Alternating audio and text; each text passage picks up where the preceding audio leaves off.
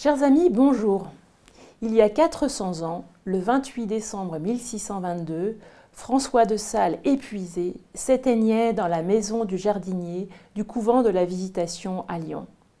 Sa mort généra une émotion considérable parmi les bonnes gens de l'époque qui pensaient qu'un grand saint venait de mourir, un saint qui les aimait et qui les protégeait. Et d'ailleurs, tout au long du trajet qui emmena son corps de Lyon à Annecy et qui prit plusieurs jours, des foules considérables s'amassèrent pour le voir ou toucher le corbillard.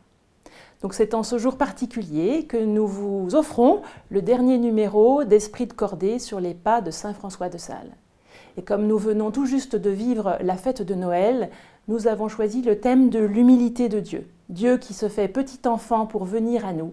C'est autour de ce thème de l'humilité que tourneront toutes nos rubriques.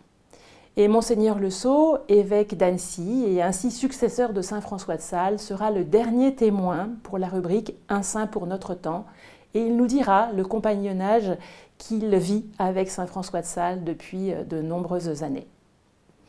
Événement majeur en ce jour, le pape François a rédigé une lettre apostolique qu'il publie donc en ce 28 décembre, jour anniversaire de la mort de François de Sales. Intitulée « Tout est à l'amour » en référence au traité de l'amour de Dieu, vous la trouverez également dans cet esprit de cordée. Le pape François souligne l'influence considérable que François de Sales exerça à son époque, dans son temps, en France bien sûr, et influence que l'on retrouve aujourd'hui non seulement dans notre pays, mais dans le monde entier. Donc une influence qui ne se dément pas 400 ans plus tard. Nous refermons cet itinéraire spirituel.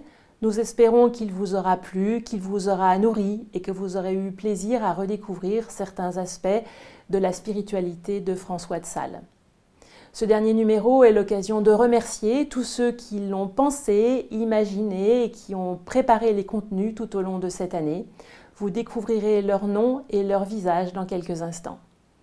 Toute l'équipe se joint à moi pour vous souhaiter une très bonne année 2023, qu'elle soit pleine de joie et d'espérance.